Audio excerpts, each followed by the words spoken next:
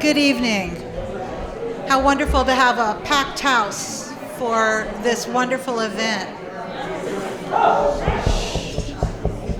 Thank you so much. I'd like to start just a few little logistics, if I may. If you have your cell phone on and you could put it on vibrate or silent, we'd appreciate that. We don't want the disturbance during the meeting. I want to start by saying thank you. Thank you for coming out, and what a wonderful show of support for our community. Like you, I am a resident of Benicia, and I care deeply about what happens in our wonderful town. And I want to thank each one of these people. It takes a lot of courage to run for office. A lot of people have criticism.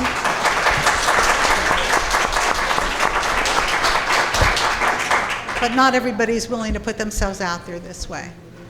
As I said, it takes courage, it takes commitment, it takes perseverance. And regardless of the end result, I just want to say thank you. Thank you for your willingness to do that and to serve our community in this way. My name is Rami Muth, and I am from the League of Women Voters. I'm the vice president, and I'm the coordinator of this event this evening. Many of my colleagues from the League are here as well. We are co-sponsoring this event with our partners, the AAUW from Benicia Vallejo. They have been our supporters in every way, jointly committed to creating the questions and planning all of the logistics for tonight, and I thank them for their effort. I also want to thank Benicia Voice, an up-and-coming podcast group that are responsible for their effort is why we're having this event videotaped, and thank you to Mark Garman for taking this important role. It's important for everybody to be able to hear this and to view it on the YouTube channel.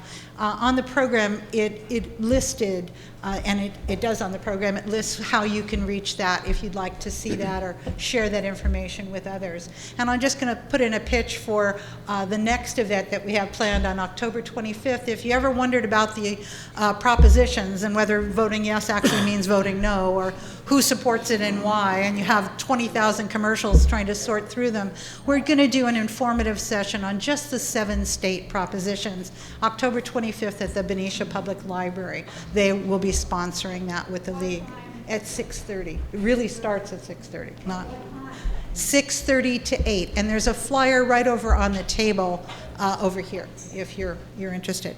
All right, I'm going to get us started. The League of Women Voters is an organization of both men and women that is nonpartisan, community-based, and is organized at both the local, state, and national level. The mission of the League is to promote political responsibility through the informed and active participation of citizens in governance, and to act on selected and studied common good governmental issues and politics. The League of Women Voters of Solano County does not support nor oppose any political party or candidate. The purpose of the candidate forum, such as this, is to allow voters an opportunity to discuss, to hear their candidates discuss in a face-to-face setting the important issues that they face in this election. I'd also like to acknowledge our co-sponsor for the event, the American Association of University Women, AAUW, and in just a moment, Suzanne Anton will give you a little bit of information about that organization. Now, this event is a forum and not a debate, and I'd like to draw the distinction between the two. The difference is that the candidates are all going to be asked the exact same question. In fact, they have been given the questions. They all received the questions on Monday. This isn't a memory quiz. This isn't trying to trick anybody. We wanted folks to have an opportunity to really think about what these questions mean and to formulate their answers, because they only have a minute to respond to each question. The candidates are not going to refer to one another either positively or negatively, but rather they are to focus on what they bring to the position of city council member. There are 10 questions that were developed jointly by the members of the League and the AAUW, and again, as I said, candidates were given a copy of the questions in advance on Monday. Additionally, there will be an opportunity for questions from all of you. Members from our team will collect those questions. You simply raise your hand and somebody will come around and take the questions. Or if you have them, the card, there's a basket up front, and feel free to come on by and put the question in the card. in the basket. The questions will be screened and sorted for appropriateness, relevance, and redundancy. In other words, some of the 10 questions which you don't know that are going to be asked, some of the questions may be addressed in the questions that are coming at the beginning of the session. Similar questions may be consolidated. Questions of a personal or inflammatory nature will be discarded. These questions, as time permits, will be forwarded to the moderator, who is Janice Adams, and no question can be addressed to only one candidate. All questions must be addressed to all 5.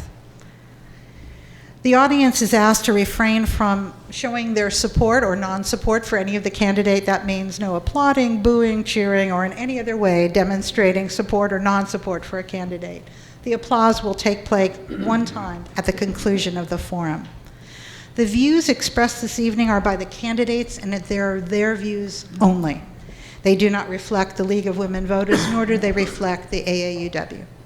The recording of this forum will be posted on the League of Women Voters of Solano County YouTube channel with a link on our website. The copyright for the forum belongs to the League of Women Voters, and they reserve all rights to this recording. No portion of the contents may be reproduced or otherwise used without prior written consent from the League of Women Voters. I'm sorry I have to read this exactly, but those are the rules. No portion of the recording may be used to promote one candidate or to oppose another in any way. Additionally, no portion of this forum may be used to imply that the League of Women Voters endorses any candidate. If the recording of this forum is to be used, it must be used in its entirety. Okay, enough of the rules. Now, I'd like to introduce Suzanne Anton from the AAUW, and she will tell you a little bit about that organization.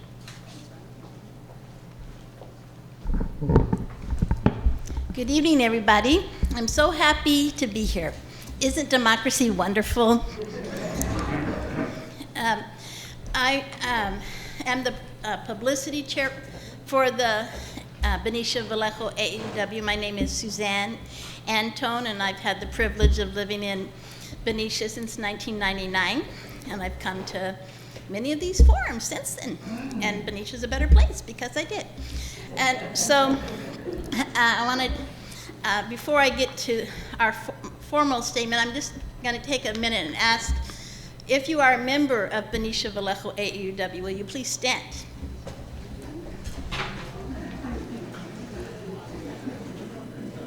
So there's some really smart people that you can talk to. We're looking for members. Come and join us.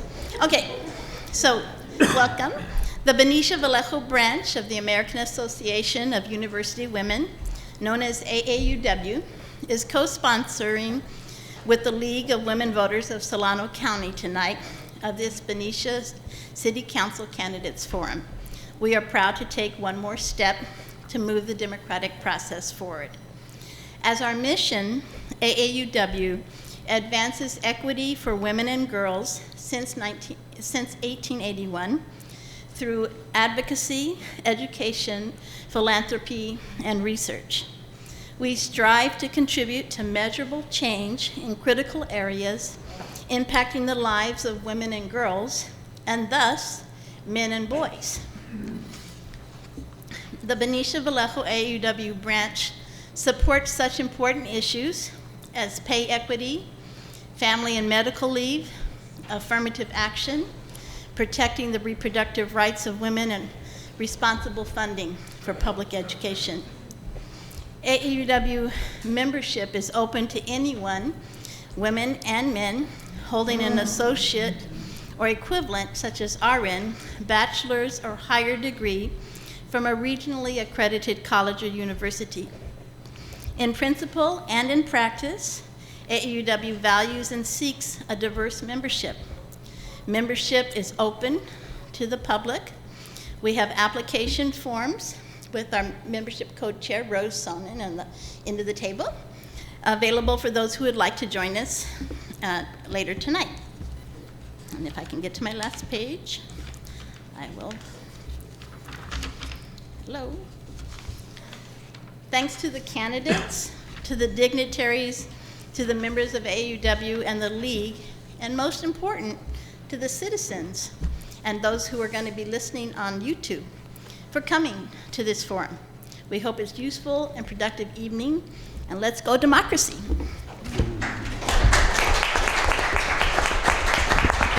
Thank you, Suzanne. I'd like to introduce our moderator this evening, Janice Adams. Janice, a dear friend and a longtime Benicia resident, a former superintendent of the Benicia Unified School System, and an active member of the League of Women Voters. She's an insightful leader and one who leads by example. Janice works actively in the League in terms of program and events. She coordinates the Adopt a Poll effort that we do each year. So if you're interested, please feel free to speak to her about that at the end. She's graciously agreed to be the moderator for the event, and will explain to you the process that we use for timing. We are on a strict time constraint, so you will see that we will hold closely to the timing for each part of the event. Thank you. Janice? Good evening. Oh, thank you. I'm so pleased to be the moderator for tonight's forum, and I'd like to begin by introducing our 5 candidates who are running for City Council of Benicia. Our candidates in alphabetical order are Carrie Birdseye, Billy Innes, Lionel Lagasparda, did I get it correct? Terry Scott, and Christina Strawbridge. We thank them for their willingness to participate in this forum and for the willingness to run. We will be rotating the order that the candidates will speak. So we have 10 questions. Each candidate will have an opportunity to answer 2 questions first, and then we'll rotate through. So everybody has the same number of times to answer the question first and last. Candidates will have 3 minutes for their opening statements and 2 minutes for their closing statements. 60 seconds are allowed. Well, we just had a correction here. Okay, 2 minutes for the opening statements, 3 minutes for their closing statements. Thank you so much. This is a team effort up here. 60 seconds are allotted for each question. We will hold up a green card indicating when half of the time has elapsed, and an orange card will appear when 10 seconds are left to respond. We ask the candidates to please respond within the time limits. You'll get a few seconds to wrap up your sentence, but we will be asking you to stop at the end of the 60 seconds. Tonight's candidate forum rules call for civility on the part of both the candidates and the audience. The hallmark of democracy is the willingness of our community to treat each other with courtesy and respect. And it's in that spirit that we're here this evening to engage in a vital part of our democratic process, a civilized discussion of the important issues that confront our community. After our prepared questions, we will take questions from the audience. Questions from the audience will be given to me, and I will read the questions verbally and will announce the order the candidates will speak. All questions will be read to all candidates. If you need a card or you have a question, if you need a card, raise your hand. If you have a card that you want to give to our sorters over here, then just go ahead and raise your hand, and we're watching for you. And we will begin and the same timing will happen for that 1 minute, and you'll get a 30-second warning and a 10-second remaining. All right, so we're going to begin with our opening statements, and Terry, you will begin with the first speaker. Good evening, and thank you all for coming out tonight. I'd first like to thank everyone and the organizations who brought this together. I'm Terry Scott, and I'm running for Benicia City Council. I believe it's time for leadership change in Benicia. It's time for a vision that is bold and brave. It's time to stop being reactive and begin to be proactive. I've lived in Benicia for 10 years. I've been here for 5 election cycles. We've listened, we've read, we've voted, and then we've waited, and then we've waited. And then what has happened? What is the solutions? We're still waiting for those solutions. What has changed in the past 4 years? The same issues of roads, wastewater, infrastructure, they're still here. They're being addressed by the same ineffective solutions that have been plaguing the last number of councils. I'm running to bring a new leadership perspective to Benicia, a vision to meet the future, not built on reacting for today, but on where we can be in a better tomorrow. My priorities are strong financial management and budget control, economic development that is strong and focused, strong safety forces, and clean, monitored air and safe water. All of us up here, I think, would probably shake their head and say, yeah, we all want that, but what makes me different and why do I want you to vote for me? I bring a unique combination of more than 40 years of big business experience, proven leadership, philanthropy, and vision to the council. I've managed a global division of a $5.9 billion company that was over $1.7 billion with over 700 global employees. I've owned several small businesses. I bring a proven history of making things change. I've also been co-founder of the Benicia Community Foundation. So a vote for me is a vote for new leadership. Thank you. By the way, which sign are you putting up? What? The 10-second or the 30-second? 30 and then 10. Okay, thank you. Thank you. And next we'll hear from Carrie Birdseye. Good evening, everybody. I'm so thrilled to see this packed room, and thank you so much for showing up tonight. My name's Carrie Birdseye, and I'm running to be your next city council person. Why am I doing that? I'm doing that because I love our community.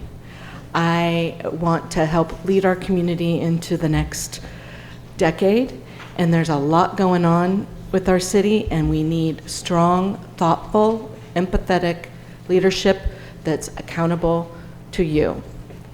And that's why I'm running. I'll tell you a little bit about myself beyond the biography that has been included in your packet. I've raised my 2 children here. We moved here in the year 2000, and we had a wonderful experience under Janice Adams' supervision for the first few years of Benicia Unified School District. And, through my children, I really got to know this community through sports, through their school, after-school programs. I made some wonderful, wonderful friends through my family. And that got me involved in Matthew Turner PTA. We put new playgrounds out. We gave the teachers whiteboards and laptops under my tenure as president at Matthew Turner PTA. Then I moved on to the Benicia Human Services Board, where I served our community by helping the city administer grants to the underprivileged, to the nonprofits that serve the underserved. So I'm getting the 30-second sign, so I just want to wrap up by saying, if you want a strong, thoughtful, empathetic, and transparent leader, please vote for me, and my website is carriebirdseyeforbenicia.com, and you can learn more about, if you don't hear what you want to hear tonight, you can find it on my website or give me an email. Thanks. Thank you. Thank you. And next we'll hear from Lionel Lagasparda. Yes. I want to thank our organizers, and I appreciate everyone for coming up. Good evening. My name is Lionel Lagasparda, and I represent you on the Benicia City Council. My message to you, to the voters, this election is this: great things are happening again in Benicia for the first time in a long time. If you look around town, we are fixing these roads. We're not everywhere, but we are going to get there. If you look down First Street, she is occupied and she is vibrant. Our water supply is clean, it is secure, and the air that we monitor is actively and independently monitored. But there's more to that. This council is actively planning for the future of this community, and we are tackling the tough issues. We have just submitted our housing element, which balances the concerns of the community against the demands coming from Sacramento.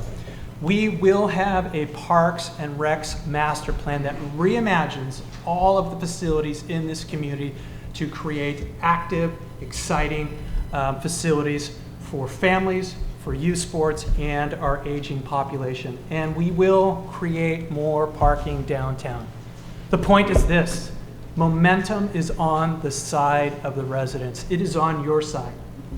And so if you believe great things are happening in Benicia right now, if you believe that council member accessibility, results, and experience matter most in this election, then I humbly ask for your vote. Thank you, and I look forward to answering all of your questions. Thank you. And next we'll hear from Christina Strawbridge. Thank you. Thank you to the League of Women Voters and the AAUW. And thank you all for coming tonight. It's great to see all these faces outside of the chamber, the council chamber. The League was founded by leaders of the women's suffrage movement. It started in 1920, 6 months before the 19th Amendment was ratified, and women won the right to vote. We've come a long way, baby, or have we? In 2022, women are seeing their rights gone. The constitutional right to choose has been taken away after 50 years of precedent. The first time in history that a right has been taken away. Even if you do not believe in abortion, you must recognize that there is a concerted effort to destroy the work generations of women fought for since 1920 and beyond. What is next? Equal pay? Currently, I'm the only woman on the Benicia City Council, and only the 7th since the town was founded in 1847. My voice is important on the council. A Pew survey says women are better than men when it comes to being compassionate and empathetic. They are better at working out compromises and standing up for what they believe in. Surveyed adults say female leaders do a better job of serving as role models for children and maintaining a tone of civility and respect. The Carnegie Endowment for International Peace wrote an article on tackling online abuse and disinformation targeting women in politics. Elected women are disproportionately targeted by online abuse and in disinformation attacks. Other sources say women are less likely to be defended. This is a threat to our democracy because it will discourage women from running for office. After 9 years on the council, I am proud of my record. I have had to make the tough decisions and do so after spending time doing my homework. Thank you again.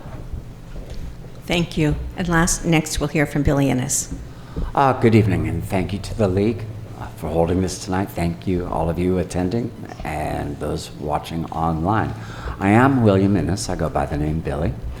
And what initially led me to run in this race was dissatisfaction with some development that was happening in my neighborhood with a parking lot on East Street, along with wanting to see a lift program expanded, a very good program, by the way, expanded to increase its hours.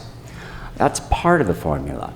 The other part of the formula was a growing discomfort, having lived through election cycles. In 2018, I received so much trash and garbage in my mailbox, maligning good and honest people. And then I saw it again in the year 2020.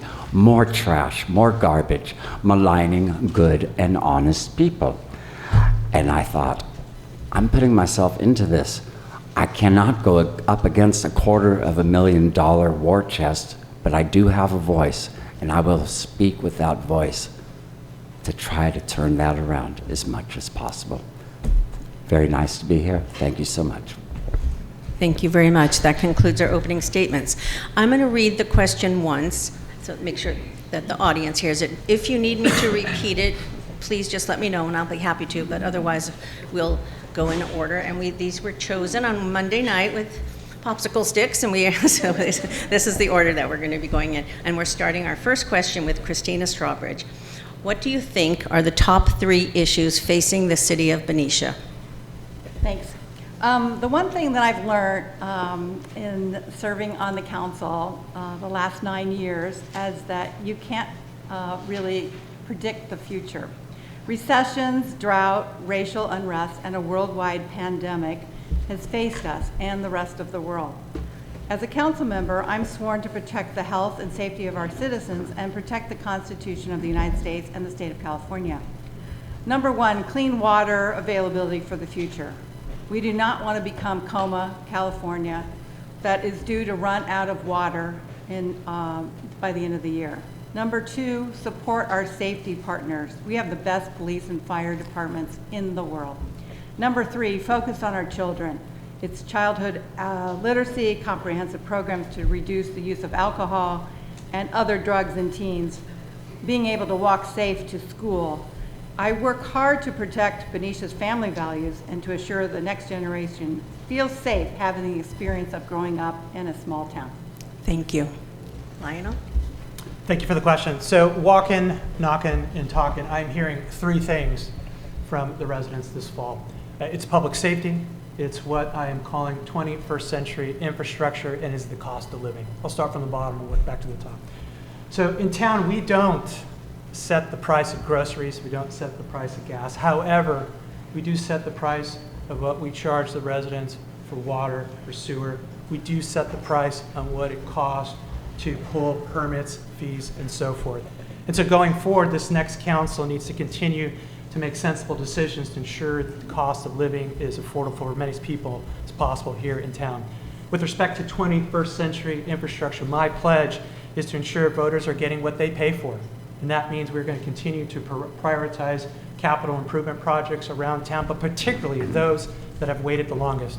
And lastly, with regard to public safety, we cannot appreciate what this great community has to offer if we don't feel safe. That's why public safety is and will always be my top priority, and we will continue to support our police and fire. Thank you. Thank you. And next, Billy. I put down first and foremost, maintaining Benicia's small town feel while still going into the challenges of the 22nd century. Maintaining fresh air and clean water is also pretty essential. And having an autonomous, truly autonomous city council, not a Texas-based Valero oil refinery city council. That is one of our biggest challenges. And I want you to be on the lookout for something. I want you to be on the lookout for, they're gonna wine and dine you, Valero will, with a dog show. Then they're gonna slip you a roofie with their poisonous mailers that are gonna hit your mailbox within the next 2 weeks. Those are the challenges. Fighting that. Thank you so much. Terry. I think the single most important issue is protecting our quality of life. And as Billy said, maintaining our small town charm, strong fire and safety, obviously, clean air, water, sewer systems that work. The second issue is diversifying our economy and making sure that our tax base is very viable. And then the final issue is how do we handle the increasing number of state mandates that are unfunded? These are things that are kind of insidious. They kind of slide in. We keep getting these programs that we're forced to be able to manage through the state, but they give us no money. So we end up putting staff time on it, we end up putting resources to it, and it takes away from our original mission of how we are going to serve the public. Thank you. And last, Carrie. Thank you. So there's a lot of similarities going on here. My three priorities are long-term economic sustainability through thoughtful planning, and we need to go beyond just the crisis of the moment and really think about what Benicia is going to look like in 20, 30, 50 years. Start those conversations now so we're not in a crisis later. The housing crisis. As chair of the Planning Commission for the past 5 years, we've been working on this diligently. It's not just a state problem, it's our problem too. So creating more opportunities for housing development and access to clean water and clean air. It's not a given anymore in this environment. We measure what's in our water right now. We're not doing the proper job of measuring what's in our air, and I plan to ensure that we have a more robust air monitoring system. Thank you. Thank you. And thank you, candidates, for sticking with the time limit. Our second question will begin with Mr. Largaspada, and the question is, how will you address the need for housing that is affordable? What do cities do that have successfully addressed the need for housing that is affordable? All right, I've learned I've got to be quick. So I've got 3 points to make here. The first is the governors and the legislatures, going back to Arnold Schwarzenegger, created this housing shortage.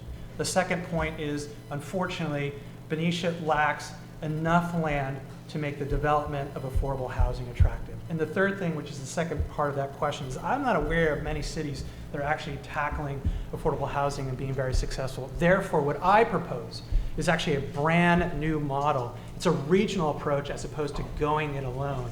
And the idea is teaming up with Solano County cities as well as the unincorporated parts of our county to form a joint powers authority. We'll essentially as part of an agreement, we pool together the housing that we can build. And the mission, the goal would be, if you live in Solano County, you will have an opportunity to live in Solano County.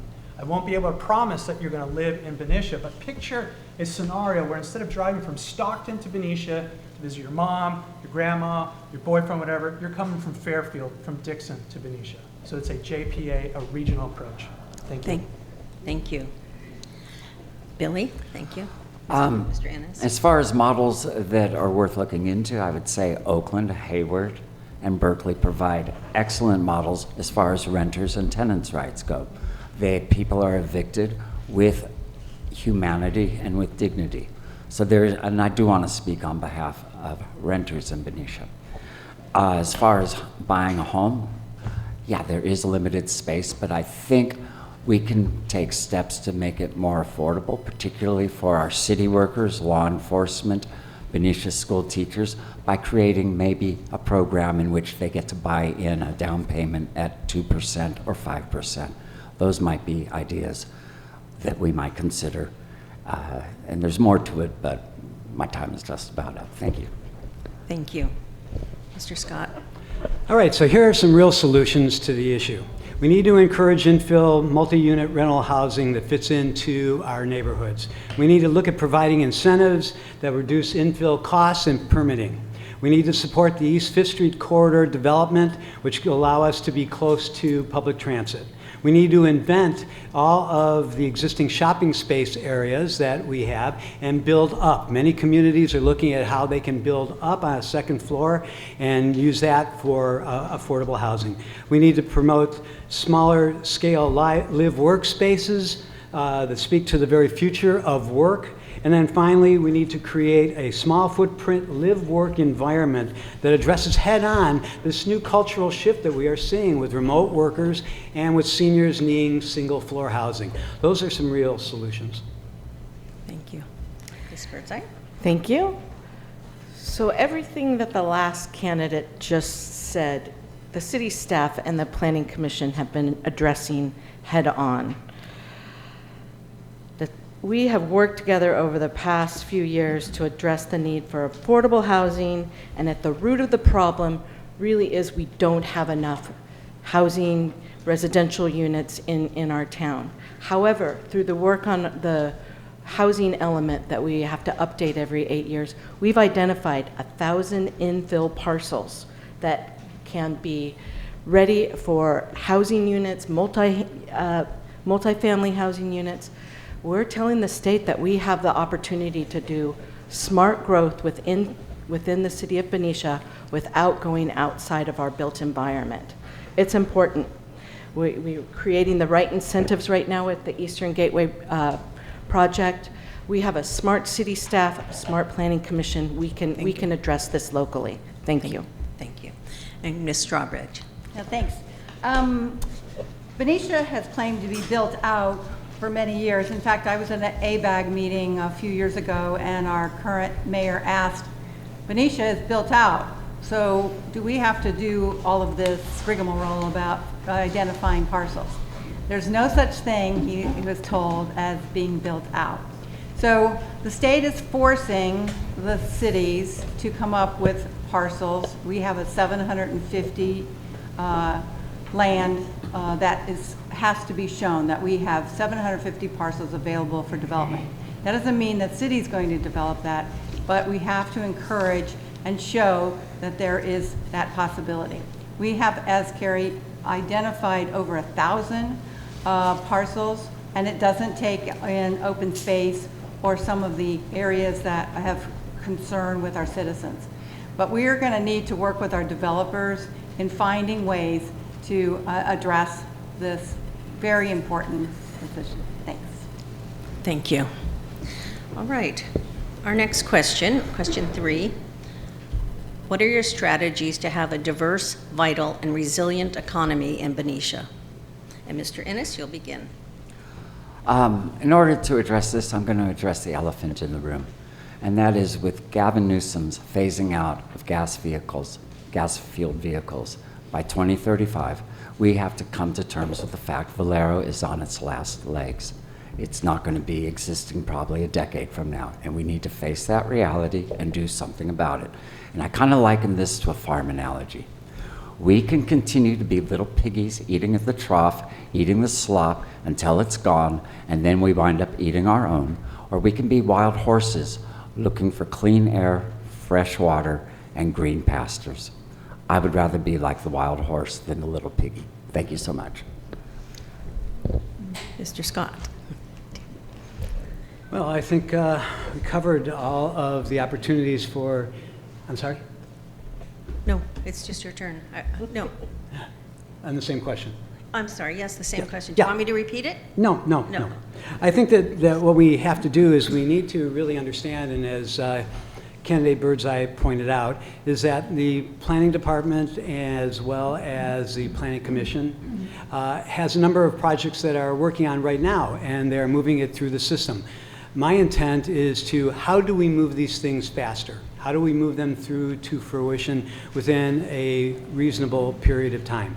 I think there's some unique opportunities, particularly through the public and through public observation, of participating in these programs, of going to the housing elements, to be partly and party to these meetings. I think that we really had a unique experience here of being able to assume that there are spots within the community that are not going to be developed, but we need to get this affordable housing and infill housing really to bed and quickly. Can you repeat the question, please? Yes. What are your strategies to have a diverse, vital, and resilient economy in Benicia? Thank you very much. Attracting new, diverse businesses to Benicia will be a priority of mine. It has been, as I've served on the Planning Commission. It will be when I'm your next city council person. We are attracting so many new businesses to our industrial park right now because Benicia was an early adopter of new local regulations regarding cannabis businesses. We've got a lot of tax money coming in through our industrial park. We need to continue to attract diverse types of businesses. We're rezoning some of the areas like on E Street and 780 to attract new businesses in mixed use development.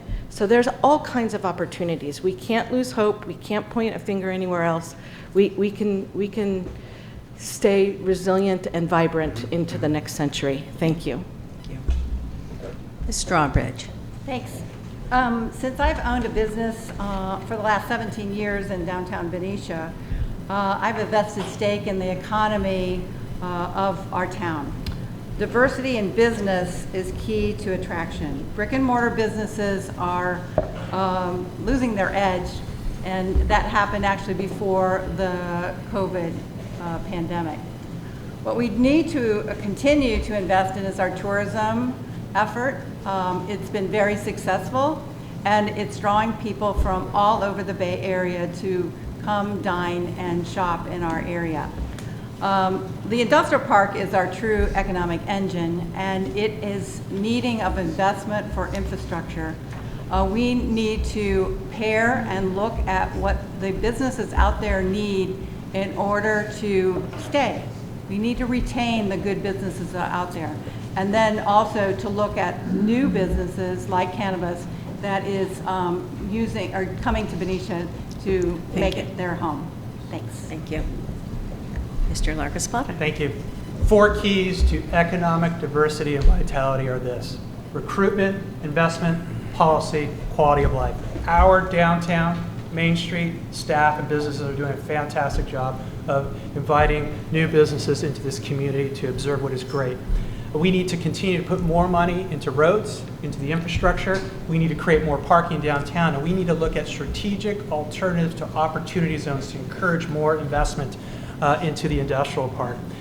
Third, we need to continue to make it easier, simpler, and a little cheaper to live and work in town. That means looking at streamlining and finding efficiencies in our permitting process. And then finally, I'm going to repeat it again, quality of life, and public safety. If businesses don't feel safe, they are not going to come or they will leave. So those are the four pillars of economic diversity and resiliency: recruitment, investment, policy, quality of life.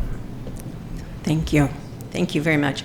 Question 4, and we'll start with Mr. Scotland. The question is, how do you feel the work of the Committee United for Racial Equity, the CURE Committee, is doing, and what is your long-term vision to promote racial justice, equity, and inclusion in Benicia? Mr. Scott. The CURE Commission has only been functioning for approximately 15 months. They've established a strong foundation, a mission, a vision, and a platform that enables the Commission to really understand the equity issues within our city. Councilmember Strawbridge is a member of that committee, and it's off to a good start. To improve racism, we need to understand what diversity awareness is. Diversity awareness comes from education, training, and leading by example. My long-term vision for racial justice would be when we as a community do not need to ask this kind of a question to any city council potential member. Thank you. Carrie, is it okay if I use first names? It's Sure. easier. Okay, Carrie, please. Sure, I'll answer for all of us. So I'm really proud of our city and for prioritizing this important work by establishing this committee and hiring Dr. Chambers to staff it to create real change in our community and to educate not only our city staff on best practices, but our community as a whole. Benicia is certainly not immune to racism, and it is a constant process to call it out, educate folks on how to center equity. The Cure Board has done the hard work of getting set up. Now it's time for implementation, and I believe their vision and implementation plan will be a role model for other cities and counties. We're the only city in the county that has something like this. And so it's up to us all to embrace the fact that we do have a CURE committee and that it's a priority for our city. Thank you. Thank you. Christina? Yes, thanks. I do serve on the CURE committee. I was appointed by the mayor, and I'm really proud of our work so far. We've been meeting since February of this year. We have established our mission, our goals. Some of them are that CURE exists to solicit community feedback, identify needed change, and suggest paths forward in partnership with elected and appointed officials. It's really important to identify racism and educate. We have hired a company through the California League of Cities to implement a study and to develop training. And I was hoping that tomorrow night at our council meeting we would have a report from Dr. Chambers. It's going to be pushed back until December, but please stay tuned because the committee has done a lot of really good work in addressing the needs of our community. Thanks. Lionel? Larga Spada. Larga I Spada. am proud to be Latino, and I am the son of immigrants from Central America. I'm a first-generation American living the dream. Benicia isn't perfect, but she is exceptional. And I'm proud to tell people I'm from Benicia because she is inclusive. If you look around, the care, the love, the respect, the togetherness is our everyday reality. Furthermore, everything the City Council does is inclusive. And every time we meet, every time we deliberate, we are working to help as many people as possible. This council is diverse on many levels, whether it's race, identity, gender, or income. And as for CURE, I look forward to reading their equity assessment when that report is done. Thank you. Billy? Yeah. I lived over half of my life in Vallejo, often called California's most diverse city. Some call it America's most diverse city. I also taught over 20 years for Vallejo Unified School District. I have some experience with diversity. I work at the radio station that's a microcosm of Vallejo. And I'm going to say right here, right now, Cure is doing a horrible job. If one of its members says, if you look at last week's forum at the 1 hour, 10-minute mark, people don't want to live in Vallejo. They want our life. They want our houses where we paint all the kittens white so you can see them in the night is what I got from that. So no, that is the most tone-deaf, ignorant, and racist thing I've ever heard an elected official from Solano County say. Thank you. Thank you. Question 5. The overarching goal of the general plan is sustainable development. What does sustainable development mean to you? And we'll start with Carrie. Thank you. I think that's appropriate since I've been consulting the general plan for the last decade in my time on the Planning Commission. So sustainable development means continued good health. It means continued prosperity. It means happiness for our community for generations to come. That's what sustainable development means. The general plan, written in 1999, provided the vision to develop policies and projects that promote sustainable development. And even though it was written 22 years ago, it continues to be a guiding light for our city and our community and how we run this city. As your next city council person, I will continue to turn to the general plan in prioritizing what's a good fit for Benicia and our long-term sustainability. And I would just like to recognize there's more than one person in this room right now that was an author and worked on that general plan, and I thank you for your work. Thank you. Christina. Thanks. Benicia is at a crossroads of development. We just talked recently about the housing and availability. We have a moral obligation to develop affordable housing for the next generation. We had a report from an economist that Benicia is continuing to get older and we're not attracting younger families to our town. Well, the main reason is because we don't have any housing for them.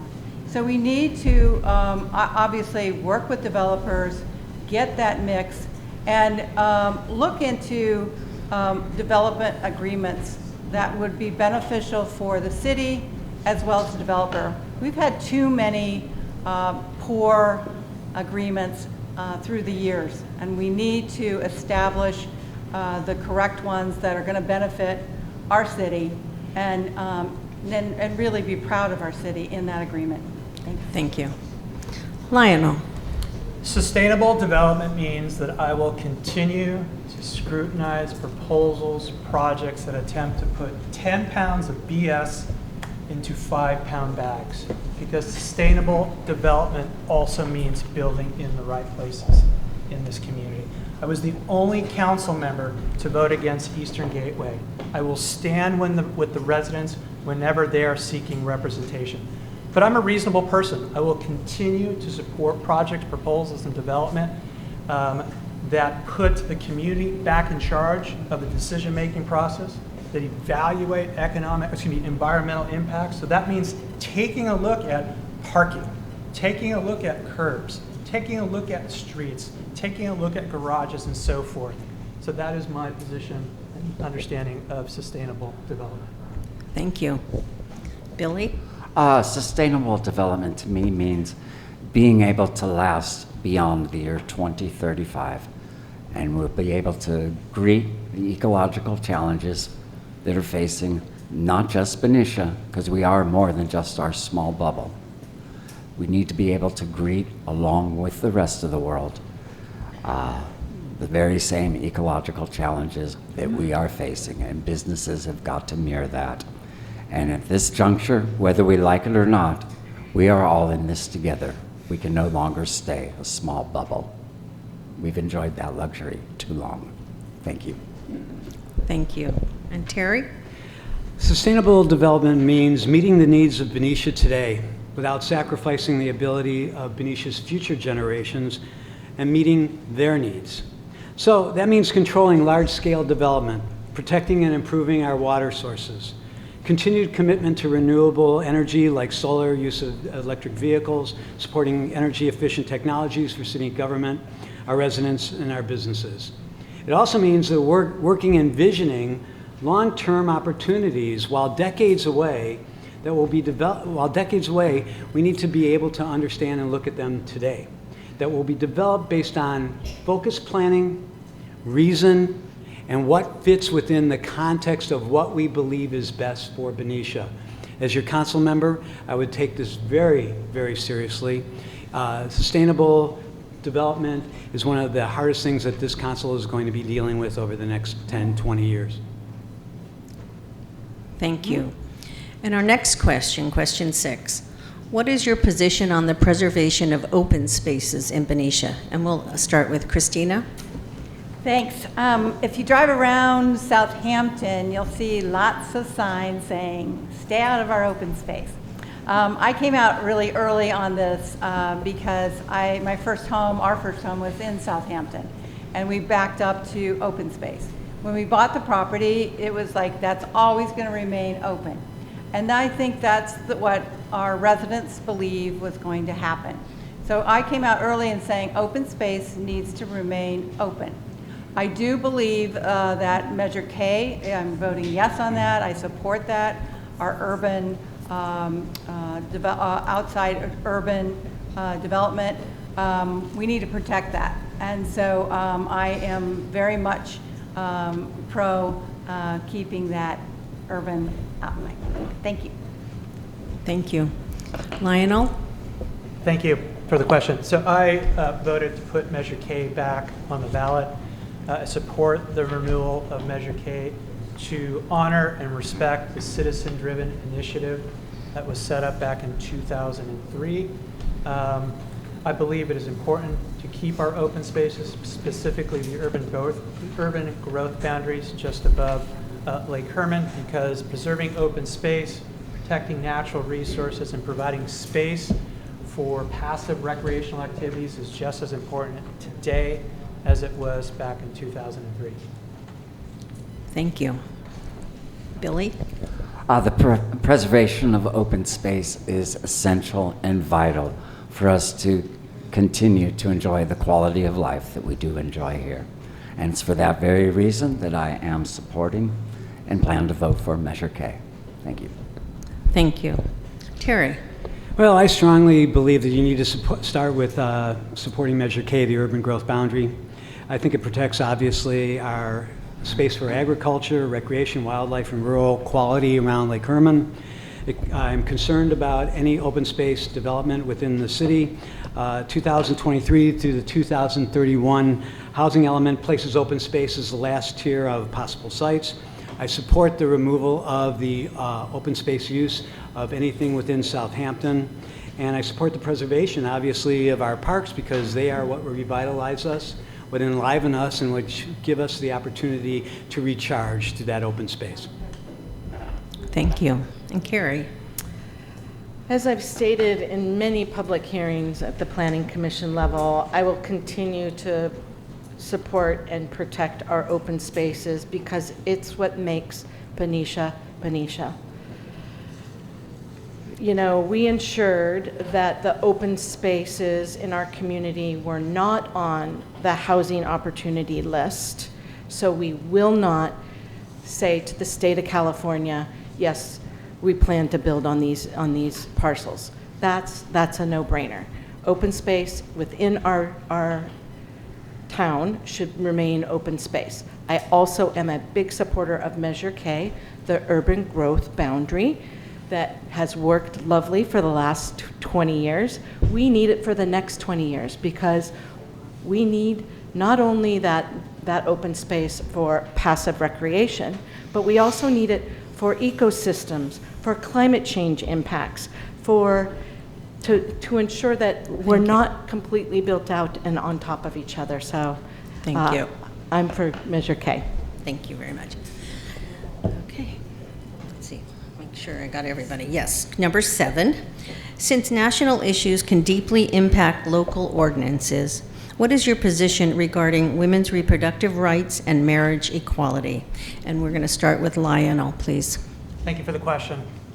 I am the proud father of 2 teenage daughters. I'm brother to 5 sisters, and I believe that women's reproductive rights are incredibly important. I believe continued education about and access to all reproductive options should be protected and made available. I believe we are a healthier, safer, and happier nation when we accept all options, protect them, and fund them. On the topic of marriage equality, it is very important. That should be recognized and protected at all levels of government. As a matter of fact, I believe the freedom to marry is an American value. Love is a universal value. I think we need to continue to protect both of these rights to ensure that we maintain an equal state for people. I swore an oath to defend and support the Constitution of California. I'm committed to that oath now and always. Thank you. Thank you very much. Billy? Terry Scott often says that the most precious thing we have is our vote, and I wholeheartedly agree with that. In 2008, there was Proposition 8, an amendment to make illegal same-sex marriage. I voted no on that amendment. Since I have been 18 and can vote, I have never voted for anyone except pro-choice candidates. So that is that. Thank you. Thank you. Terry? I think we must start with the proposition that protecting women's rights protects all of our rights. I support a woman's right to choose with full access to appropriate reproductive health, including abortion.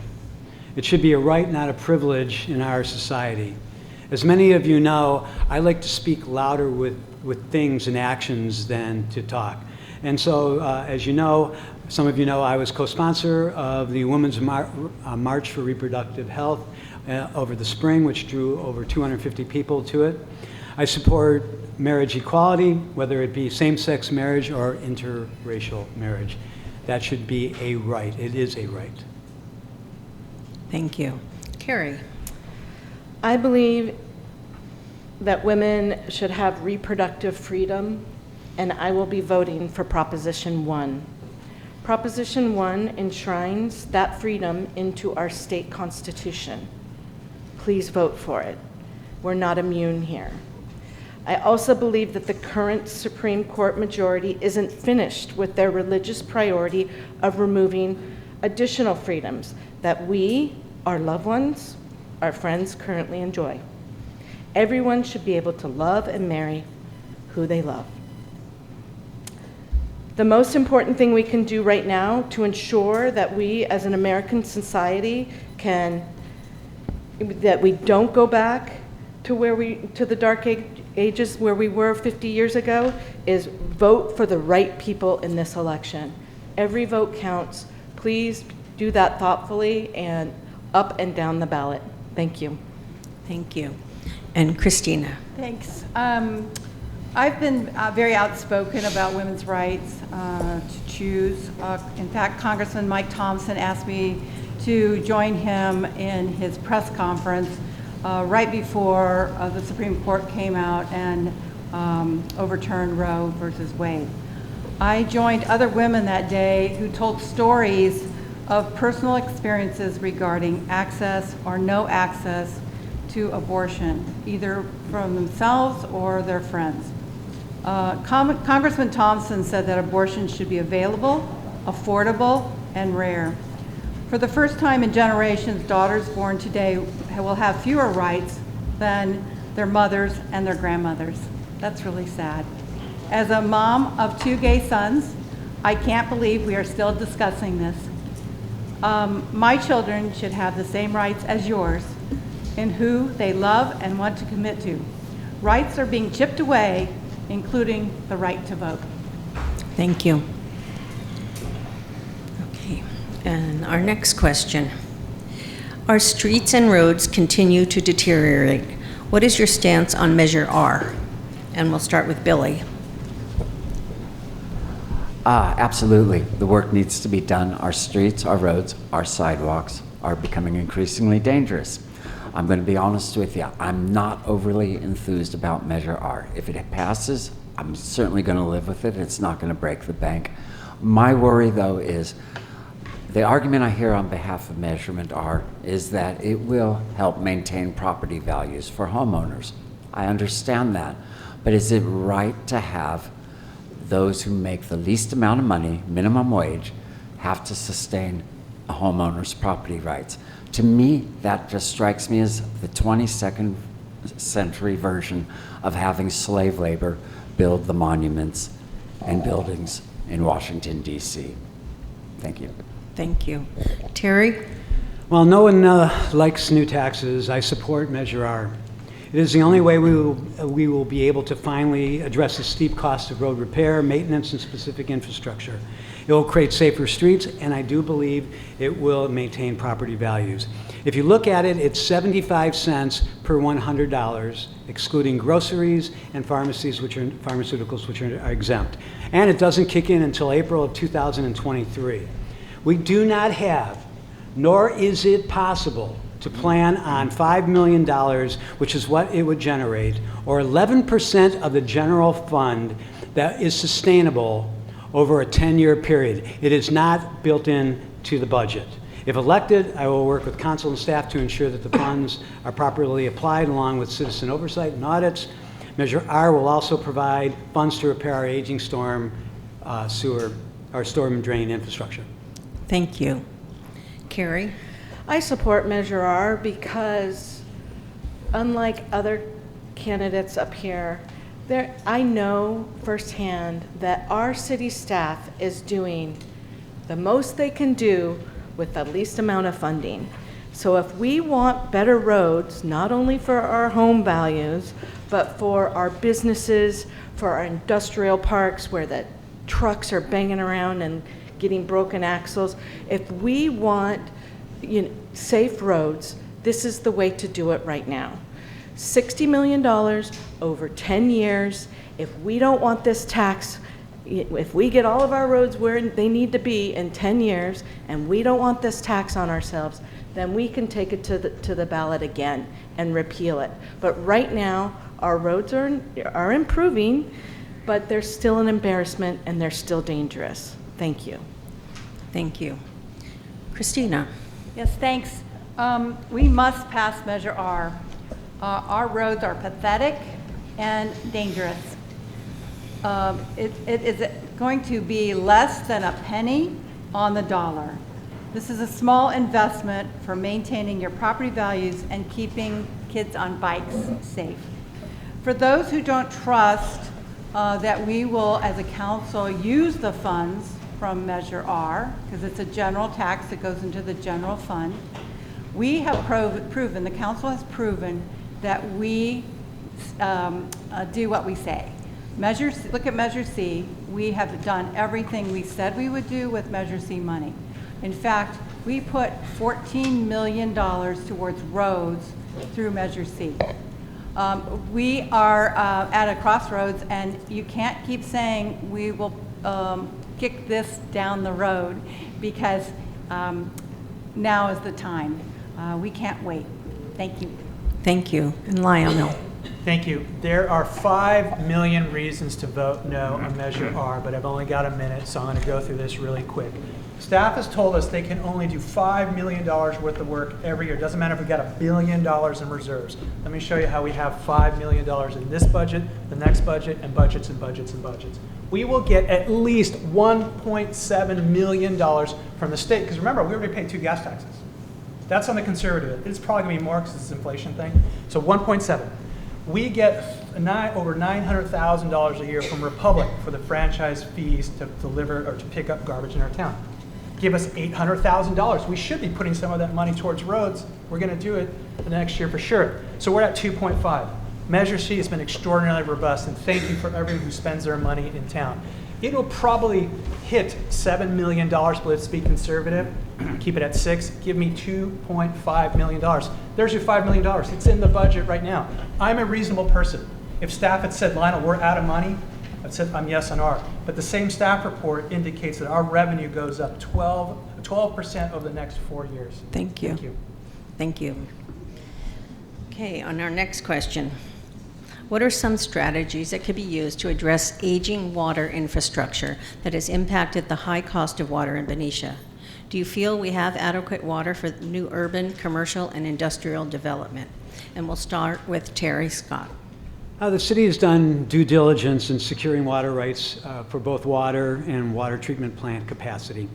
I worry about what's going to happen when there's nothing to buy. Strategically, we need to look to create a secure water source. We should be looking at creating strategic partners with our neighboring communities and looking at brackish water desalination cost sharing project. We can reduce our water needs if we recycle the 2 million gallons of treated gray water daily going into the bay from the treatment plant for residential, commercial, and city irrigation. Valero uses 60% of the water but pays only $1 million. They should pay a higher percentage, raising the amount of money that could be coming into the city to help our aging infrastructure. And we have a lot of money out there coming in through the Inflation Reduction Act. We should be hiring grant writers on a contract basis to be securing that for the city. Thank you. Carrie. That was a lot, and a lot of what I agree with, too. The most important thing that we can do now is ensure that our city is prepared to apply and receive the generous federal and state funds that are coming down for infrastructure. That's through the Inflation Reduction Act that has been mentioned, plus our own state has placed a priority on ensuring infrastructure upgrades in local jurisdictions. So we just have to make sure that we're prepared to go after that money when it's there. We're doing a good job right now to maintaining access to clean water, but the upgrades needed should not be paid entirely by ratepayers, by us Benicians. So positioning ourselves to benefit from the outside funding, and at the same time, we should be looking at those important partnerships with surrounding cities and jurisdictions. Thank you. Thank you. Christina. Yeah, thanks. This council approved and received a report from Stantec that goes to communities to verify and show what it's going to take in order to improve our infrastructure and receive water. The price tag is $300 million in 30 years. So how are we going to obviously pay for that? We can't put that on the backs of our ratepayers. So as my colleagues have mentioned, we need to think outside the box. However, hiring a grant writer is not going to solve the problem. What they're going to look for are shovel-ready projects. And so we have brought that forward in our council workshops, and I know the mayor is very he's very enthusiastic about doing this, but we need to have an outside consultant to bring us a plan for this before the federal government will approve it. Thanks. Thank you. Thank you. And Lionel? Thank you for the question. So for starters, as a ratepayer myself, I believe ratepayers should get what they pay for. So if the staff does not roll out projects at a pace that I find acceptable, I will once again propose that we freeze rates like as I did in 2020. As for the question, given the complexity, the cost of these projects, I believe the right approach is a strategic approach, and that is to embark on a regional strategy and look for regional solutions. Our primary water sources come from the State Water Project and from Benicia. On the Benicia side, that water comes through Vacaville, Fairfield, Cordelia, and Benicia. What I'm talking about, what the vision is to work with these municipalities to share the investment, to share the resources, to build these together so that we can distribute, treat, and use this water across the county. Thank you. Billy. One thing I've learned from, excuse me, losing my voice. One thing I've learned from being a teacher for over 20 years is that there are times to be the teacher and there are times to be the student who learns.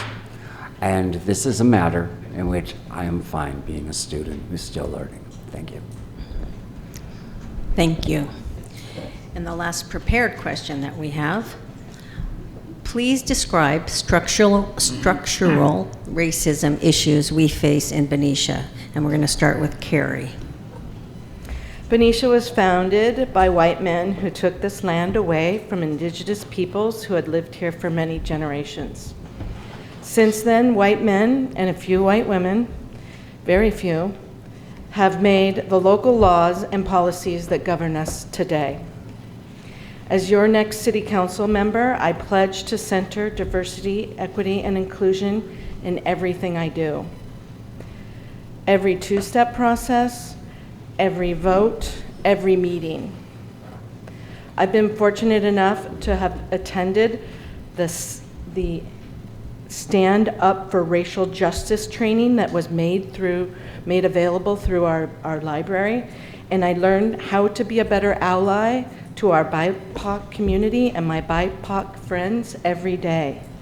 I will bring that and my willingness to address structural racism to our City Council.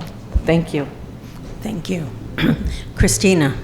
Thanks. As I mentioned in the previous question about a cure, Benicia has taken this issue seriously. Even before the council in August 2020 voted and passed a resolution 21-128. This has not only made us the only city in Solano County to address this, but also we have an equity manager, we have the CURE committee, we've got the plan, and identifying structural racism, recognizing it, and implementing ways to educate have been a priority for this council. We need to continue that effort, and I am hopeful and looking forward to the CURE Commission's report, as I say, that will be coming in December. Benicia, I have to stop. Thank you. Thank you. Thank you very much for that. Lionel? Thank you. I have 3 points to make. First is I have zero tolerance for racism, structural or otherwise. And at the council, at the staff level, everything we do, every decision we make guards against discrimination and segregation. I'm talking about recruiting policies, I'm talking about housing policies. Nevertheless, if the CURE Equity Assessment Project identifies matters of structural racism, we will without hesitation address them, resolve them, and correct them. But I think in the meantime, the residents should be very proud of what this community, this council, and the staff does to guard against segregation and racism, what we would call structural racism in this community. We are inclusive. As I mentioned, this is a welcoming community. This is an exceptional community, and we are because we are the opposite of structural racist. Thank you. Billy? This past Saturday, I took my daughter out for her 36th birthday. My daughter is a person of color, and she lived the first third of her life in Vallejo, the second third of her life in Benicia, and currently she lives in Oakland. I was talking to her about this campaign, and I shared with her the quote, "People don't want to live in Vallejo," that was spoken at the last meeting. She shook her head and said, "It's unbelievable. People say that kind of ignorant stuff and don't even realize how racist they are." And she had to say, as much as she loved living much in Benicia, she has always found herself to feel more welcome in Vallejo, more welcome in Oakland. So maybe we need to learn something from some of our neighboring cities. Thank you. Thank you. And Terry? So the question was, describe structural racism issues we face in Benicia. So all communities have some degree of systemic racism and unconscious bias, and Benicia is not immune to that. While I don't believe fundamentally that Benicia is any sort of racist town, acts of racism do exist in our community at a rate that all residents should be slightly uncomfortable with. The fact that it exists is less important than how we as a community work to acknowledge it, understand it, and do better. I feel we are making steps in the right direction, but we can't do this without engaging the minority community. But most importantly, people of color need to have a seat at the table. And they need city leadership that extends the invitation without having to be asked by those who are affected by it most. Thank you. Let's see, I lost my page. Is that everybody, right? So that concludes the first part of our forum, our prepared questions. So we'll do a little seventh inning stretch here, shake, while we get our audience questions. So thank you. And thank you. I want to thank the candidates for sticking with the time limits. I really appreciate it. You made my job so great. So, okay, I just do the stretches up. I know, we're doing great, okay. Candidates, hey, I've lost control here. Thank you. Thank you, everyone. Let's take our seats, because we want to get as much information tonight as we can. I want to start by thanking the audience for your thoughtful and the large number of questions that you have. It shows our community is engaged and want to know from our candidates. So we're going to stick with the same order, the order that we set, and we'll start with Christina, and we will go through and with the same time limit. So let's see how this goes. I haven't read the questions before, so bear with me. Is everybody ready? Okay, Christina, we're going to start with you. Is that right? Yes. City reports say that climate change will result in flooding in the downtown area over the next decade. What is your vision on how to address this problem? There is those projections. One of our really concern is our wastewater treatment plant that sits right at the edge of the water. And I believe that they are looking at ways that they can either move it or utilize plans to change the location. There is a master waterfront plan that's been in the making for many years. And in that plan, it establishes seawalls and other ideas to help with those homes that are literally right on the water. The tides come in, the king tides, and you all know it's like a lake down there. So it's going to take money, it's going to take rebuilding B Street, and it's going to take investing in our waterfront park. Thank you. Lionel. And candidates, if you need me to repeat the question since you haven't seen these, please feel free to ask me to, okay? I'm good. Okay. Yeah. You're good? Yeah. Okay. Cool, thank you for the question. So I think there's two pieces to this question. First, we need to continue to act locally. This council has been very active in addressing climate change. We are diversifying our fleets. Our offices are greener and so forth. But to address the real big risks that come from climate change, again, we need to embark on a regional strategy, something that is broader than just Solano County. I'm talking the 9 Bay Area counties. And the intent would be to create a regional climate action plan to address water, air, sea level rise, and so forth, because it is coming. The other benefit of a regional approach is the reality is we can't do this by ourselves. We will never raise enough money to do it. So a regional approach would also increase our access to state and federal dollars, and there are examples of areas that are doing this. Right now you have San Francisco and the surrounding areas that are tackling this with a very similar model. Instead of reinvent the wheel, let's just borrow what San Francisco Bay Area is doing and just bring it up to the Carnegie Strait. Thank you. Thank you. Thank you. Billy? The time to have addressed this matter isn't now. It was probably at least 4 years ago.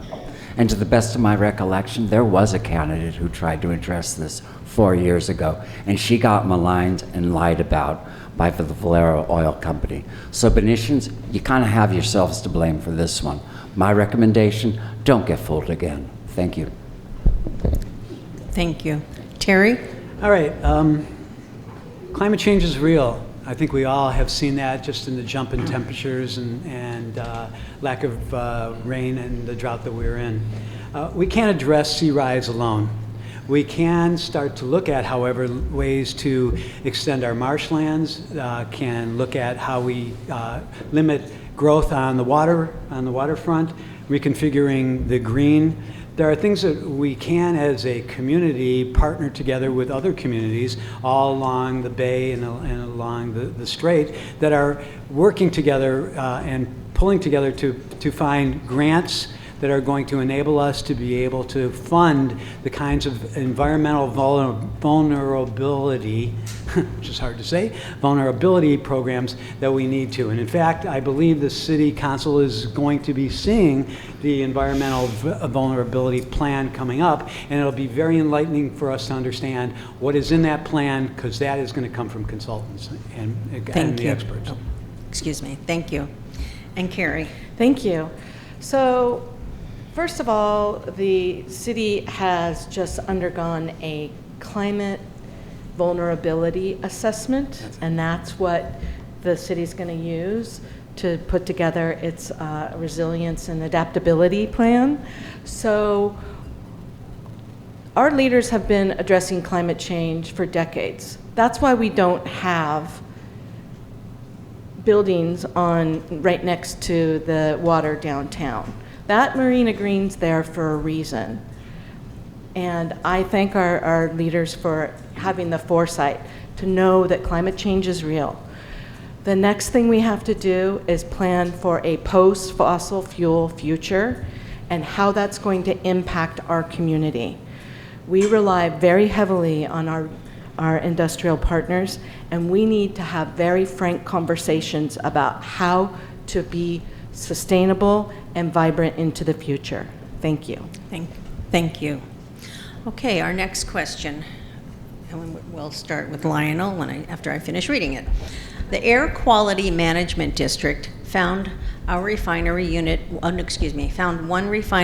at Valero produced pollutants that were, on the average, 100 times higher than permitted. Are you planning on doing anything about this? We'll start with you, Lionel. Am I planning to do something about Valero's pollution? Yes. Oh, well, I mean, the short answer is yes. There's a couple of statements to make. First is Valero, like any business and every business in the community, is expected to follow laws, whether they come at our local level, the county, and the state.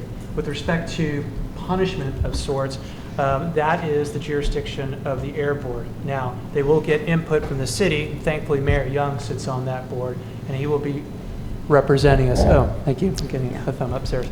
So yes, I will expect Valero to be held accountable for the emissions, and this community is waiting for the Air Board results. Thank you. Billy? Am I planning on doing anything about this?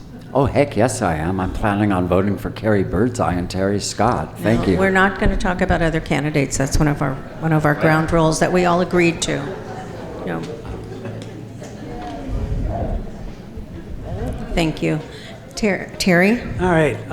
Well, there's three words that come to mind: monitor, monitor, and monitor, and trust with verification. As you mentioned, BACMed has found that Valero has pumped emissions that are unbelievably high. That one of the things that I would ask is that the fine that they are going to impose, which hopefully will run into the millions of dollars, the tens of millions of dollars, should come back to our community. That should then be used for funding that can be used by every single person in this room to get air filtration systems and monitoring systems in your house, so you know when that air is bad. You don't have to wait for, 17 years before they told us how much they were pumping into the air? Mm-hmm. Thank you. Carrie? I concur. And, And can you repeat the question, please? Absolutely. The Air Quality Management District found one refinery unit at Valero produced pollutants that were on the average 100th time higher than permitted. Are you planning on doing anything about this? As your next city council person, I will ensure that the fines that come to our community protect our community. And that means not only air filtration units for everybody in our community that needs it, so our indoor air quality is safe, but also understanding what's happening to our air throughout our community. Right now, we rely on Citizens Purple Air monitoring stations at our school sites and throughout our community, and they pick up just the particulate matter, not the toxic gases, not the toxic compounds that are in our air. We need to understand what's in our air so we can manage it. Without understanding and having a robust, vibrant air quality management or monitoring system throughout our community, especially where seniors and children are, we're not going to be able to manage it. Thank you. Thank you. Christina. Yeah, thanks. The emissions you're talking about are unacceptable.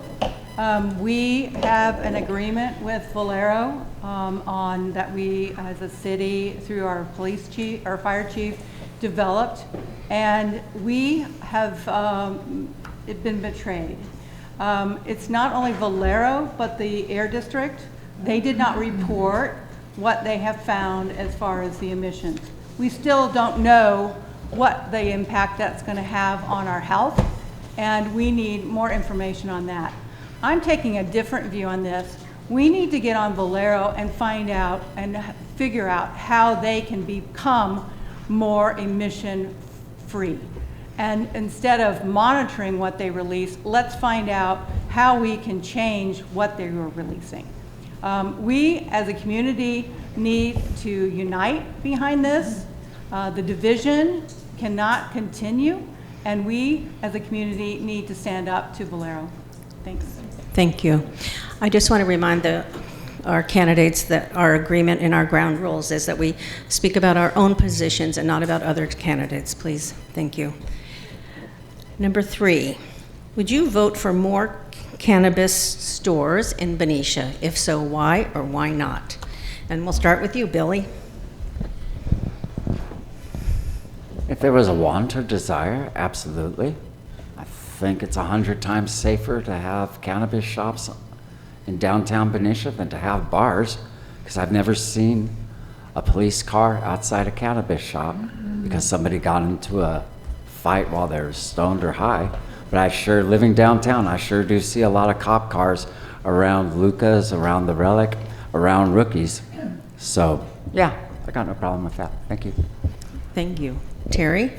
Well, first off, let's look at the reality. The reality is they've been open about a year, a little over a year, and they've become the second largest tax supplier to the community. Excuse me, Terry. They have not had any kind of police activity, any issues on this. Would I support another dispensary? I think we're still slightly kind of trying to figure this one out, and I don't know where it would be. So at this point now, I would reserve judgment to see how this one continues into year 2 and into year 3. Thank you. Carrie?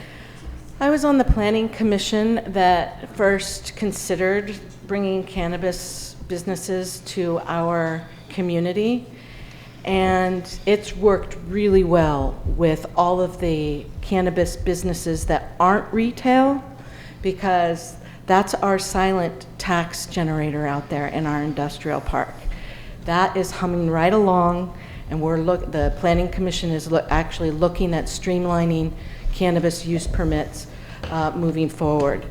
So retail, I was on the Planning Commission that put together and proposed to the City Council a very smart, robust, endorsed by our police chief, plan to bring 2 retail cannabis operations to our town.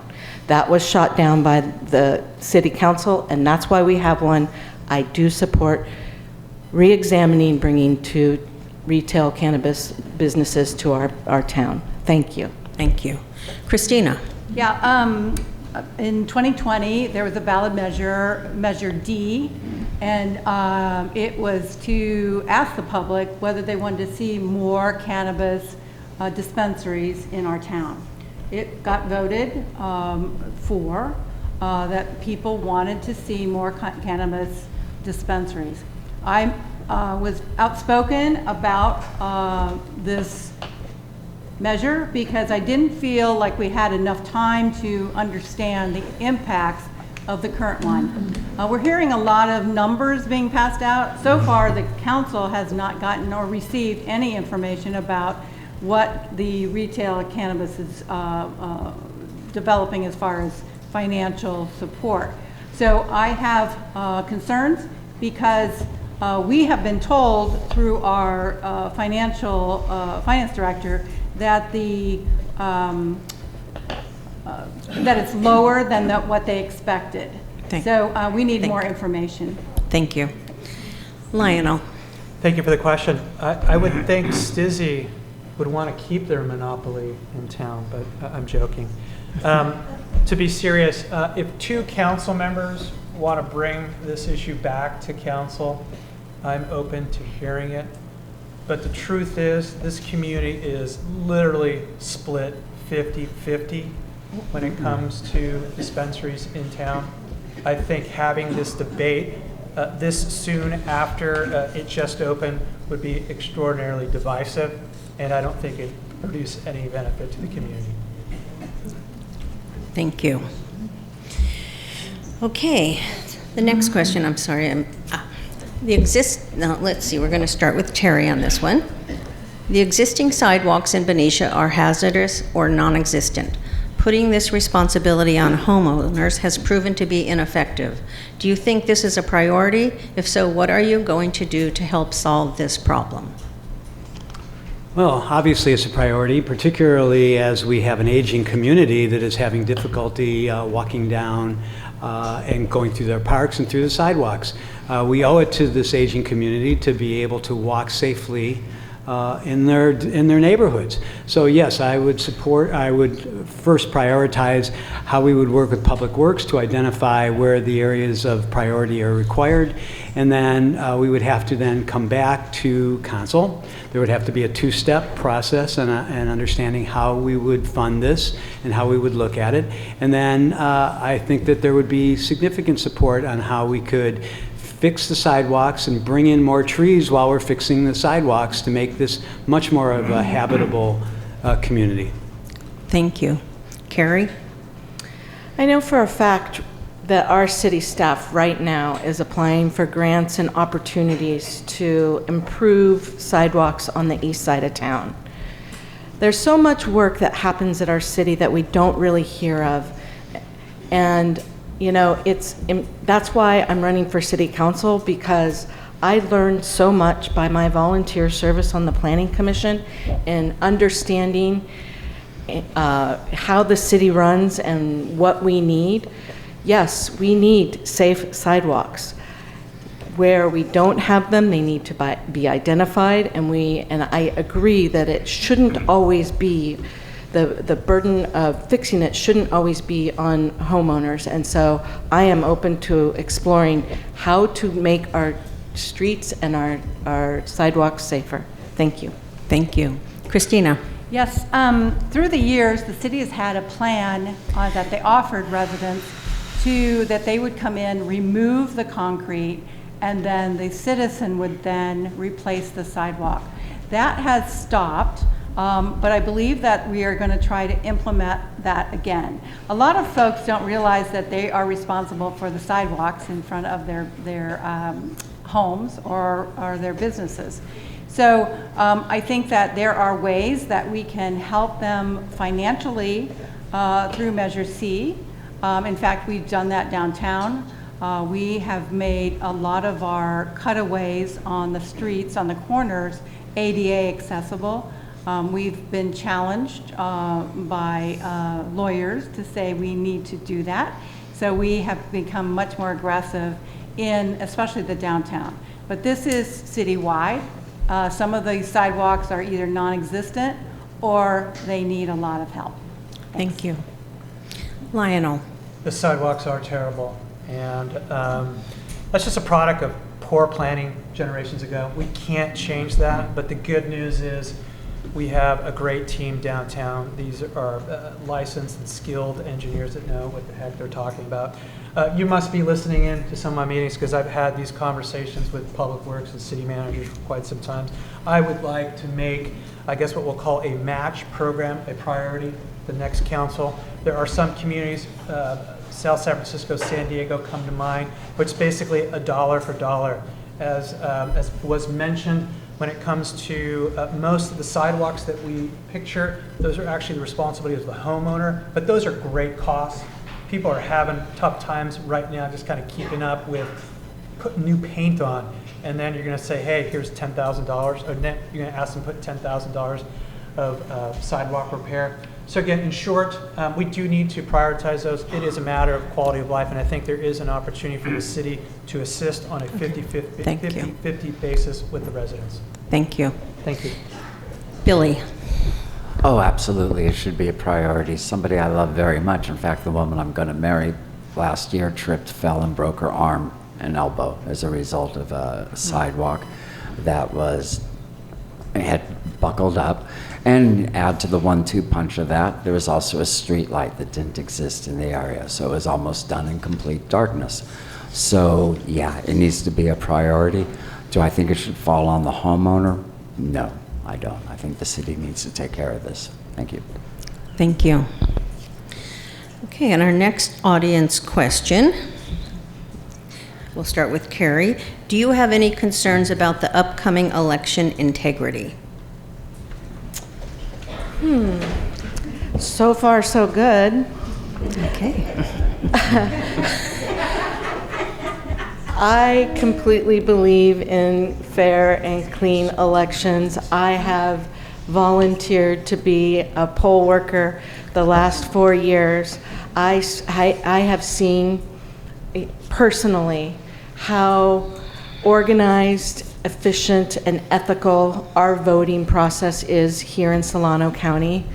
I don't have any issues with the integrity of our elections as long as the campaigns are run by candidates. Thank you. Thank you. Christina.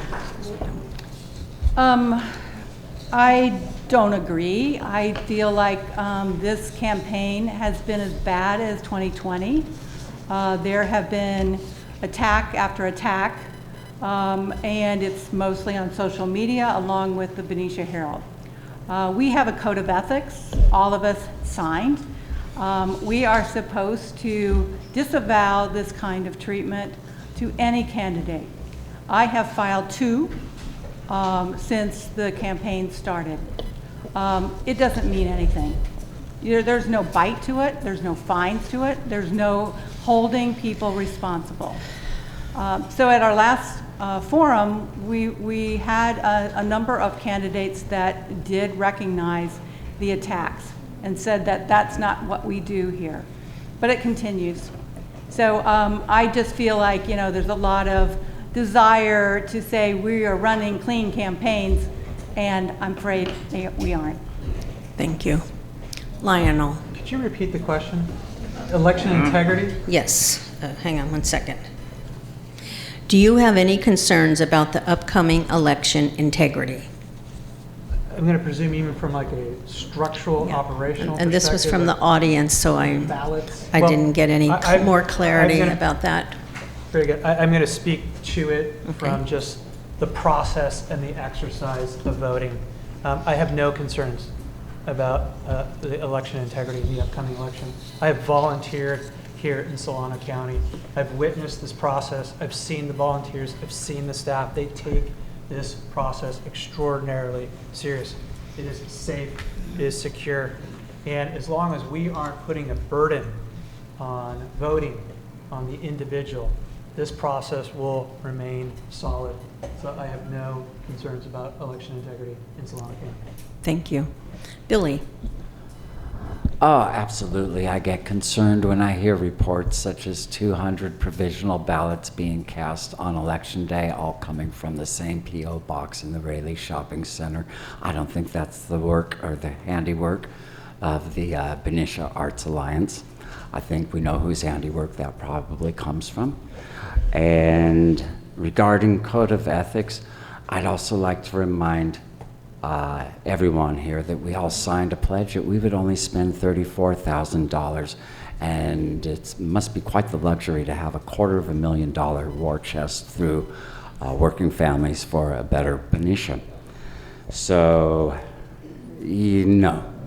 I don't think there's a lot of integrity so long as that PAC exists. You're shaking your head, ma'am. Is there something the matter with what I said? I don't believe what you're saying. Okay, well, let's just have no, we're not going to interact. Thank you. But thank you for your comments. Terry. Well, I think we're talking about is Valero going to spend in this election? So let's put it out there. So far, so good. I think that we owe this all to Mayor Young. I think that Steve Young, basically the election of 2020, he went out there, started thawing that relationship, and started saying to Valero, if you step up and you do the same thing that you did in 2016 and 2018 and 2020, that the people in this community are going to rise up. They are no longer going to take this becoming a refinery town. And so I put the reason why there has been, at this point, no Valero involvement other than the thanking themselves for giving donations to everyone in the community. I think that they really need to be thankful to Mayor Young, and I do believe in the integrity if we get past the next 3 weeks. Thank you very much. Unfortunately, audience members, that's all the time we have for questions from the audience, because we have to make sure we allow time for our closing statements. Candidates, I'm going to ask you, if you're willing, to, in your closing statements, or as at the end, let the audience know how they can reach you if they have further questions. So if they have a question that didn't get answered tonight, they can contact you and get those answers, okay? All right, and we did the random selection of our closing statements, and so we are going to start with 3 minutes for each candidate, and we'll start with Billy Ennis. Thank you so much. First, I want to say kudos to the candidates who do stay within the limits of $34,000. That's still a lot of money, but they've been very resourceful about it. To the candidates who accept the Working Families for a Better Benicia war chest, I don't have much respect for that. I call it like I see it. And if you can't be equitable in accepting the $34,000 limit, which kind of evens the playing field, I'm going to remind you all of a saying. When you are accustomed to privilege, equality feels like oppression. So I guess some are more deserving of having more money spent than others. I guess some are above playing by the rules and having an equal playing field. I don't buy that. That's not why I got into this. So be on the lookout, like I said. You're going to be wined and dined. You're going to have the doggy show this Saturday, sponsored by Valero, and I wish I could be there. I love doggies. You saw my picture. I'm here with Turtle, the best dog ever, on Instagram. But I'm not going to be there. You will see a food bank donation, and you're going to be wined and dined, and they're going to try to seduce you, and then who knows what mailers are going to come out. Are they going to be spreading, maybe we can get a sneak preview, and be told ahead of time. Are we going to get a sneak preview that one of us wants to defund the police? I wouldn't put it beyond them. I heard that brought up at the last candidates forum. Don't believe it.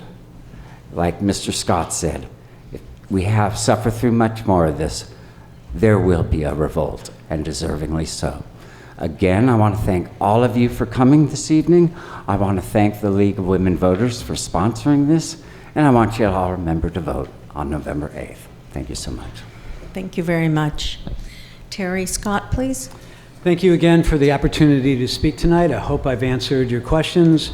I think what you've heard tonight is a difference between the candidates and how we get things done. with different perspectives, different solutions on issues that affect all Benicia. You've heard about the old, I believe, tried and true strategies of some, and some new ideas from others. You've heard our accomplishments. You've heard our aspirations for our community. We all share a love of Benicia, or we wouldn't be up here doing this. But we need to have more than a love of our community. We must have the education, the real-world experience, proven leadership experience, and management skills to lead this community. The question you must ask yourself is, who can help focus and help lead Benicia through the challenges of change that lie ahead, because they will be there? Who will be able to make real change, be accountable for their actions, and take responsibility for getting or not getting things done over the past election cycle? I believe it's time for change in the Benicia leadership. It's time to remember how we got here. It's time to remember that we have been forced now to play catch-up on a number of basic quality of life issues.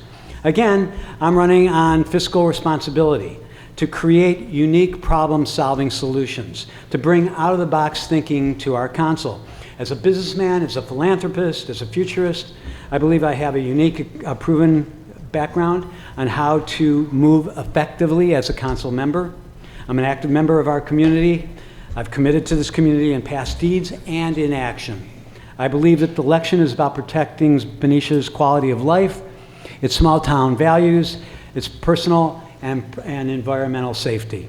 Protecting the quality of life requires bold leadership, bold new leadership. In closing, I ask for the most precious thing that you have in our democracy, and that's your vote on November 8th. It's only 27 days, almost 26, not that I'm counting, from today.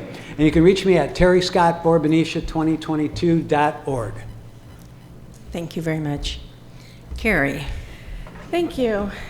Well, I hope you've learned a little bit about all of us. This is the third forum that we've had together, and all of them are so different. And I really want to thank the League of Women Voters and AAUW for being so organized and thorough in their preparation. It really made for a tremendous last forum. So I'm running because I love Benicia, and I believe that after the experience that I've had on the Benicia Human Services Board, on the Planning Commission for 8 years, this is my next step, and I am fully qualified and experienced to be your next city council member. Who else believes that? Our U.S. representative in Washington, D.C., John Garamendi. Who else believes that? Our representative in the State House, Assemblymember Lori Wilson. Who locally believes that? Mayor Young and Vice Mayor Campbell. I think that alone says a lot about my leadership qualities. There's all kinds of other local officials and leaders, like Vice Chair of the Planning Commission, Terry Mullica, like the incoming President of Sustainable Solano, Maggie Kulk. Many of you here today are city leaders, like our former Mayor Patterson. She supports me. And I will continue to listen to our community, to do what's right for everyone in our community, be accessible to everybody, as I have been on the campaign and as chair of the Planning Commission. And I will continue to be kind once this Be Kind month is over, because that's who I am and how I lead. So once again, my priorities are economic sustainability by diversifying our tax base and planning for the next half a century out when we are no longer addicted to fossil fuels. I will also plan to make sure that we have our strong infrastructure for clean, safe access to clean, safe water, and try to make sure that we don't, do our upgrades on the backs of ratepayers, all of us. And lastly, being your good neighbor at City Hall. If you have any questions or want to learn more about my campaign, it's Carrie Birdseye for Benicia.com, and my email is carrie@carriebirdseye4Benicia.com. Thank you. Thank you. Christina. Thank you, and again, thank you to the League. I really appreciate your work on behalf of voting rights. Contrary to what has been written and blogged about me, I did not just show up and run for City Council. My family moved to Benicia from Southern California in 1985. Originally from Indiana, I have a long history of retail, which was influenced by both my mother and my grandmother, who both worked for department stores in Indianapolis. My mom had her own cosmetic company at the age of 26 before she married and had her 5 children. I have owned 2 businesses on First Street, served on multiple nonprofit boards. As the event coordinator of Benicia Main Street, I started the Farmers Market in 1993 and produced many of the events our residents enjoy to this day. I am proud of my work to keep both state parks open when they were on the closure list. And also, my husband and I helped Benicia Theater Group when they were faced with losing their nonprofit status and embezzled by a very well-respected gentleman here in town. I have been endorsed by the top elected state and federal officials, Congressman Mike Thompson, Congressman John Garamendi, State Senator Bill Dodd, State Assembly Member Tim Grayson, State Assembly Member Lori Wilson, Solano Supervisor Aaron Hannigan, Vallejo City Council Member Pippin Dew. First responders, Benicia Police Officers Association, Benicia Firefighter Association, the Napa Solano Central Labor and Business Trades, Solano Association of Realtors. There's a long list of friends, family, including my 2 sons and my husband Scott, and many strangers that have shown support through this election. Thank you. In closing, I would like to recognize my mom for her steadfast belief in me. She remains my hero because she taught me to fight for what I believe in and never let an opportunity pass me by. If you want to know more about me, it's Christina Strawbridge, Works Council .com. I'm on Facebook and also on Twitter. And again, appreciate you all being here. The ballots are out. I'm sure you've seen them at your mailbox. And please look at not only the candidates, but the measures that are before you, Measure K and Measure R. These are important for our community moving forward. Thank you. Thank you very much. And Lionel, last but not least. All right, all right. I want to thank our organizers tonight and thank you for the opportunity to answer these very important questions as Election Day approaches. My closing comment to this room and to the voters is this. I love serving this community, and it has been the greatest honor and privilege to represent all of you over the past 4 years. Over those 4 years, I've sought to be an independent, common sense voice on the council. I've listened to every Benician who has found me by phone, text, or even stopping me at Rayleigh's. And I've always voted to improve the quality of life in this community. You can fact check it all. Over the same 4 years, I've also done my best to follow through on many of my campaign promises. And in my humble opinion, I've done just that. If you'll allow me to elaborate, we've talked about roads. This council has put more money towards roads than the councils before us and the one before that. And I personally secured $2 million of those dollars. The residents asked me to address rising water and sewer rates. As I said, we get what we pay for. When we don't get something, in this case, I initiated a 6-month freeze on rising rates. On the financial side, which we really didn't talk about tonight, the one area where we are vulnerable is on pension obligations. I initiated the establishment of a trust fund. So for the first time, Benicia is actually putting extra money aside to make sure that we follow through on our obligations. Right now, our pension is somewhere funded between 70 and 75%. It's not whole, but I'll take that number over most communities in California because they're below the 50 mark. But it's not just me and my promises. It's about being there when the residents have reached out to me. When the residents called with concerns about the conditions of the Historical Museum, I secured over $200,000 to address those overdue repairs. When the residents called wondering why they had to keep looking at Paper Tiger and the Sundowner, I proposed 2 blight ordinances that address that. Whether it's potholes, streetlights, trees in your way, or even garbage, I've been there when the residents called. And over the past 4 years, I've heard from you. I know what needs to get done, and I think I've done a good job getting that done. My goal, my mission, why I'm on council, is to do little things every day to make life a little better for as many people as possible. So wrap up. If you think great things are happening again in Benicia, if you think council member accessibility, experience, and results matter in this race, this election, then I humbly ask for your vote. Thank you. And if you need to reach me, I'm at 415-377-2872. Thank you. Good night. Thank you.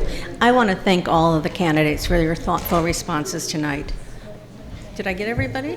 Oh, okay. Oh, good. I'm sorry. The audience now has a much better understanding of your goals and your aspirations. We have some questions that we weren't able to ask, and we will forward them to you, and with the hopes that you could answer those on social media. Is that what we're saying? Yeah. So, if on your own websites, we'll give you those questions, and you'll have an opportunity to answer those. Okay. Okay. Thank you very much. And now I'd like to turn this over to Rami to conclude the evening. How about we end with a round of applause for a tremendous job.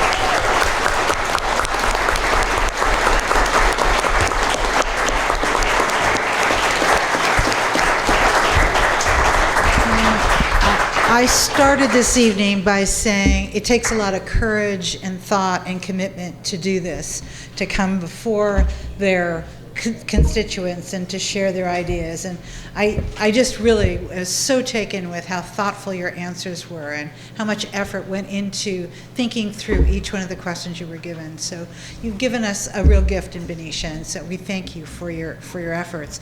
You can't put on an event like this without a lot of help, and I really would like to certainly call out the folks that worked on the planning committee. I'm going to start with Bart Sullivan, who, he originally was our original contact.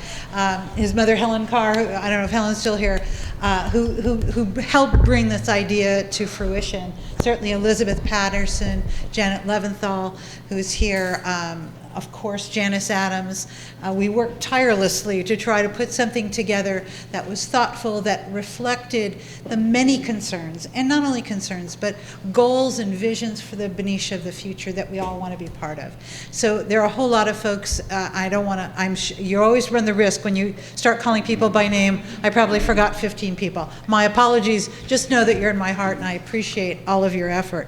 I do need to end on just to reiterate some of the fact that the recording of this forum will be posted on the League of Women Voters of Solano YouTube channel with a link on their website. The copyright for this forum belongs exclusively to the League of Women Voters and reserves all rights to the recording of this format. No portion of the contents of this program can be reproduced or otherwise used without prior written consent. I did see some people who are, videotaping or audio taping, and I just want to caution you that in order for that to be used in any kind of publicity, it requires the approval of the League of Women Voters. No portion of this I said that, all right. Additionally, we want to say that the views that were shared here this evening are not belong to each of the people who spoke and are not reflective of the beliefs or the opinions of the League of Women Voters or the AAUW. Let's see. I just want to leave you with the words of John Lewis tonight. John Lewis said to us, "The vote is the most powerful, nonviolent tool that we have to create a more perfect union." And I believe that with all of my heart. That's why I belong to the League of Women Voters, and why I encourage each of you to exercise that privilege that we have, that some people today are fighting for that right. So I remember that Tuesday, November 8th is the election day. Our ballots have been already delivered. I've gotten mine. I'm sure many of you as well. And in California, you can easily vote by mail, and encourage every person to do that, whether you come to the polls or you go and you vote prior. Thank you so much for coming this evening. We really appreciate it.